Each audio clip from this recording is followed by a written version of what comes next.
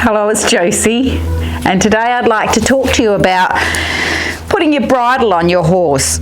And I'm going to go through the method I use when I teach a horse from scratch, a horse that I'm starting under saddle, how to have a bridle put on. And I teach them from the beginning how I'd like them to be in the end. Spider's just looking for a little bit of attention. So I have a method, and the method works whether the horse is good, bad or otherwise, basically. But what I'm here to tell you is there's no shortcuts. There's no shortcuts in horse training. Shortcuts will come back and bite you in the bum. There is just some basic foundations that you should put on your horse. One of those foundational things that you need to learn is that we need to break our training for our horse down into the smallest possible piece and then teach the horses those pieces individually before we put them together. So if you think logically about what you want to do, I actually want to get this contraption on his head. So what is the best way for us to do that? Well, for me, the best way is firstly he needs to stand still. Then he needs to, I was going to say bring his head down, but not put his head up. Let's put it that way. His head needs to be where I have access to it because I'm only as tall as I am and he's taller than me. He needs to allow me to basically touch his mouth because I would like to help put the bit in so I don't bang him in the teeth. He needs to allow the bridle to go up over his ears. That's it in a bit of a nutshell, but there's quite a few steps in that if you think about breaking it down to individual steps.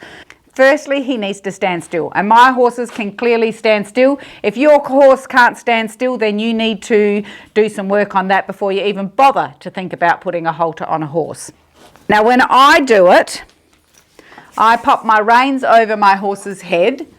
When I'm starting a very green horse, I start with a bridle with no noseband. It's literally just a bridle with a brow band and a bit on it so that things don't get in the way. But it doesn't matter what you're putting on their head, the principles remain the same. So the horse needs to stand still. If they're Spider's size, who is just a whisker under 17 hands, he needs to bring his head down. I've done a video about some groundwork in teaching your horse to give to pressure. And remember, the principles is the same here. The horse learns from the release of the pressure. So if I want his head down, I just put a bit downward pressure, and when his head comes down, I let go of it. So he has to stand still. He has to have his head where I have access to it. I need to be able to put my finger in his mouth. Now, the thing I'm about to teach you is also something you need to remember. If things go a bit pear-shaped, go right back to the beginning and start from the beginning and work your way up. So if you go to pull the horse's head down and he walks off, well, then you need to go back to the beginning, make sure he'll stand still. You are required to have a lot of patience for this, okay? Patience is what gets you everywhere with your horses. So he's standing still. He's dropped his head. I need to be able to put a finger in his mouth. My horses obviously are used to that, so I can pop my finger in his mouth and take it out. If it were a young green horse that I was starting, or your horse may do this if he hasn't had these foundations put on him, you put your finger in his mouth and he throws his head up in the air. What you need to do is try to keep your finger in his mouth while his head's up there, because remember, he learns of the release of the pressure. So if you take the finger out while his head's up, you've inadvertently taught him when you put your finger in his mouth, he lifts it up because then you take the pressure away. Sometimes that happens because the horse moves away as well. Don't beat yourself up if that happens. Just start again. Happens to the best of us. So pop your finger in his mouth. He throws his head up. You go up with your finger. Then you ask him to drop his head because he already knows that. And the minute his head is down here, I don't care if you just get it there. And then you pull your finger out.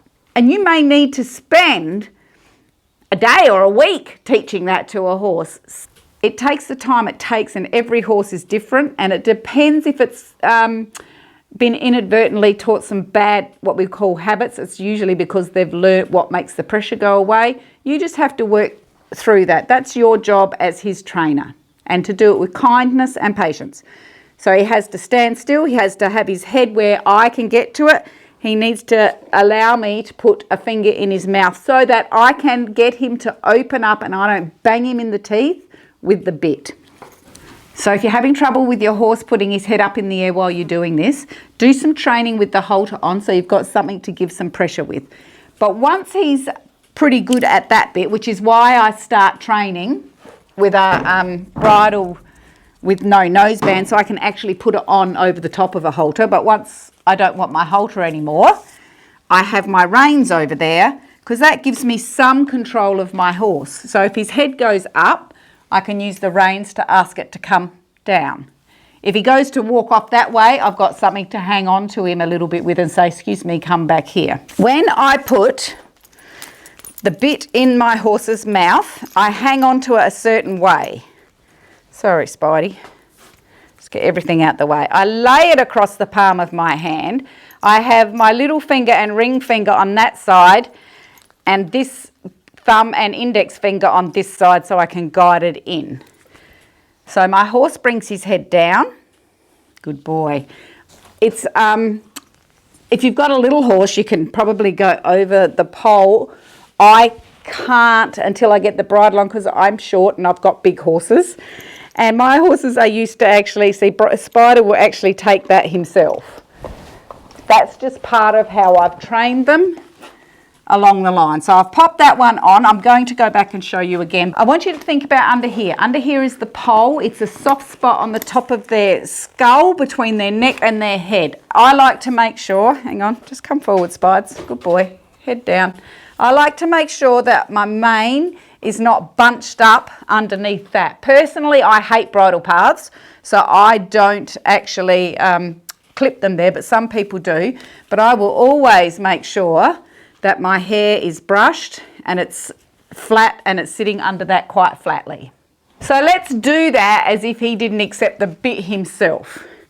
So I would take the crown, the headpiece, in my right hand. Spidey, you're supposed to not take this so that people can see. I'm going to get this stuff up out of the way so that you can see.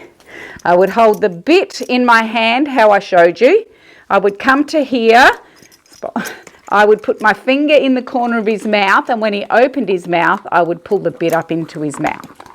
Then I drop everything. This is how I do it. And then I ask the horse to drop his head for me so that I can see what I'm doing. And I tuck the ear in and tuck the ear in.